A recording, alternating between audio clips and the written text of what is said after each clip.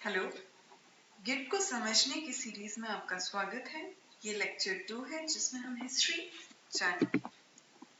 हम इसमें समझेंगे कि वर्जन कंट्रोल सिस्टम कैसे इवॉल्व हुआ। आज तक कई वीसीएस गिट के पहले आए, कई वर्जन कंट्रोल सिस्टम गिट के पहले आए जो कि काफी पॉपुलर हुए। तो सबसे पहले देखते हैं, वो है SCCS, source code control system. ये फर्स्ट वर्जन कंट्रोल सिस्टम नहीं है, बट यही सबसे पहले पॉपुलर वीसीएस बना। ये आया 1972 में। इसे डेवलप किया AT&T ने और यूनिक्स के साथ इसे फ्रीली अवेलेबल किया। सिंस यूनिक्स फ्री थी, जिस वजह से SCCS यूनिवर्सिटी में भी बहुत फास्ट स्प्रेड हुआ। लेट्स सी SCCS कैसे काम करता है, सोर्स कोड कंट्रोल सिस्टम कैसे काम करता है। अगर आपको याद हो, हमने इससे पहले वाले वीडियो में देखा था कि हम एक डॉक्यूमेंट बना रहे हैं और उसमें कुछ चेंजेस करते हैं, तो फिर हम उसे फिर से सेव करते हैं विद चेंजेस एक अलग फाइल में। तो हमारे पास ओरिजिनल भी है और विद चेंजेस एक दूसरी फाइल में सेव किया। पर ये तो एफिशिएंट वे नहीं है। हमारे पास पूरी इंफॉर्मेशन एक फाइल में है और हम यही पूरी इंफॉर्मेशन फिर से सेव कर रहे हैं क्योंकि हमने उसमें थोड़े से चेंजेस कर दिए। SCCS क्या करता है, ये सिर्फ ओरिजिनल डॉक्यूमेंट रखता है और जो उसके बाद जितने भी चेंजेस हुए हैं, सिर्फ उस चेंजेस को सेव करके रखता है। तो हमारे पास ओरिजिनल फाइल है और चेंजेस के स्नैपशॉट्स हैं।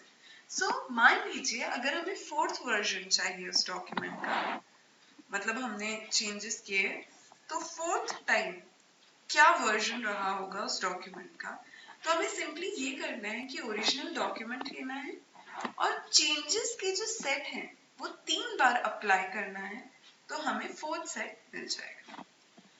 ऑफ कोर्स ये ज्यादा एफिशिएंट तरीका है चेंजेस को सेव करने का।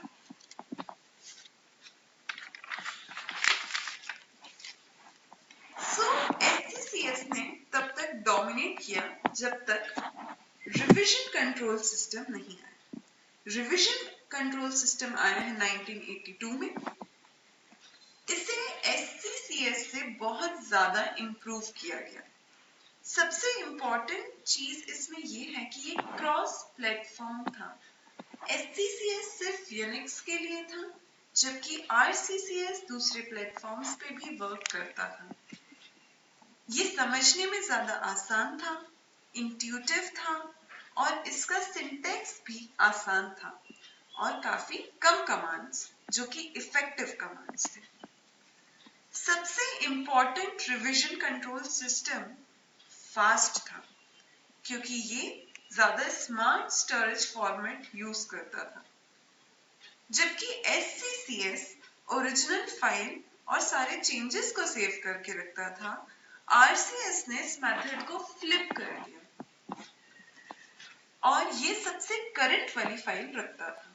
तो जनरली क्या होता है, हम जो करंट फाइल यूज कर रहे हैं वो हमारे सबसे ज्यादा काम की होती है क्योंकि it is with all the changes. जितने भी चेंजेस है वो करंट फाइल में होता है। ऐसा बहुत कम होता है कि आपको ओरिजिनल फाइल चाहिए हो। यू वांट फाइल जिसमें सारे चेंजेस हो चुके हों।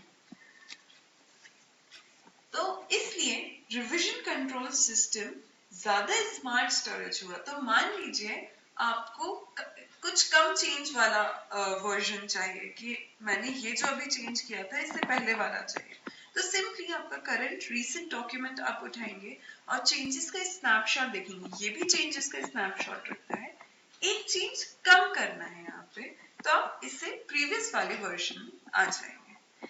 ये यूज किया था revision control system. But SCCS और RCS दोनों ही सिर्फ इंडिविजुअल फाइल के साथ काम करने के लिए बने थे।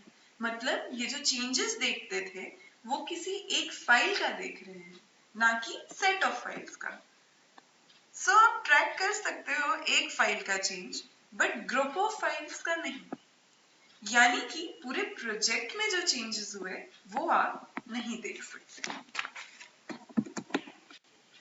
इसे ओवरकम करने के लिए RCS एंड SCCS दोनों को आया CVS concurrent version system.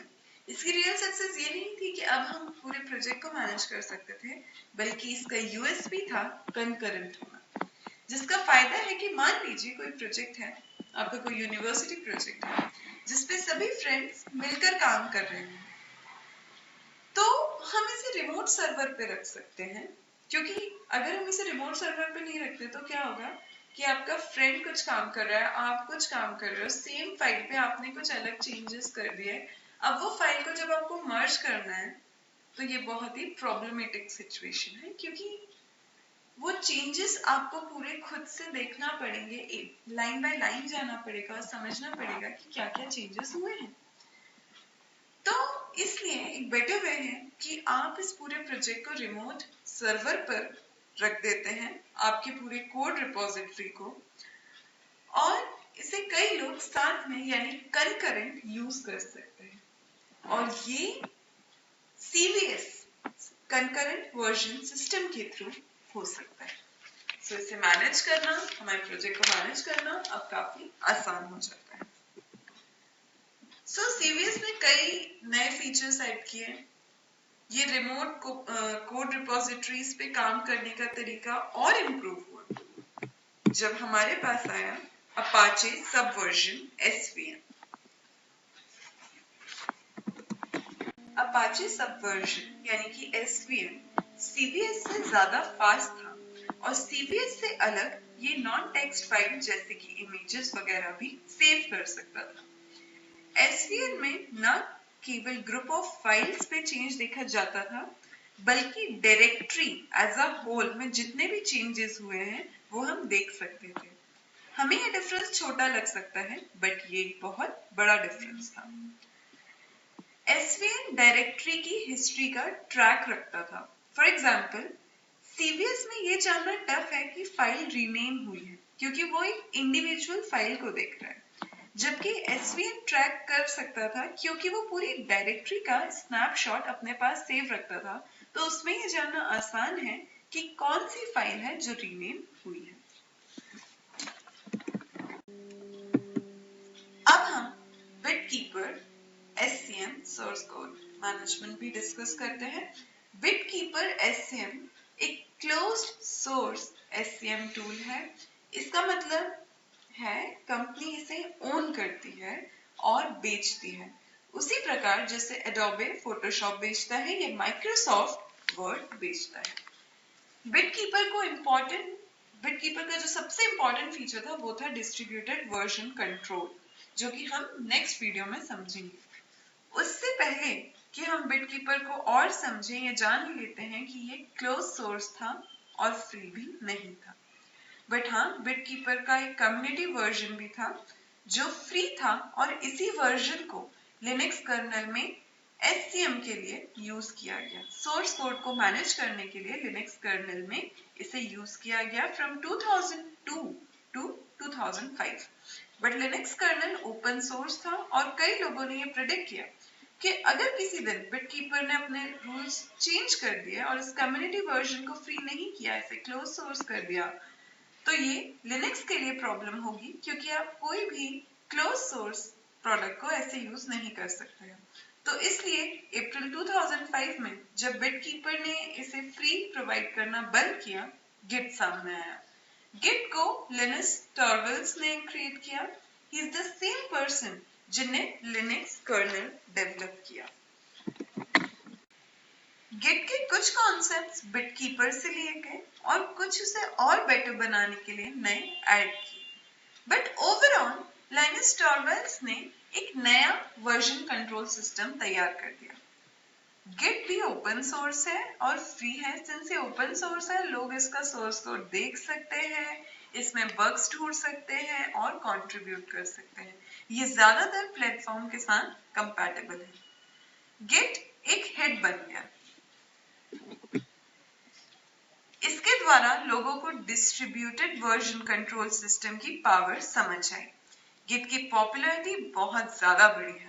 GitHub जो कि 2008 में लॉन्च हुआ, गिट सोर्स कोड की रिपोजिटरी को मैनेज करता है। इसके यूजर जस्ट 2 साल में डबल हो गए थे, जिससे हम इसकी पॉपुलैरिटी को समझ सकते हैं। Thank you so much.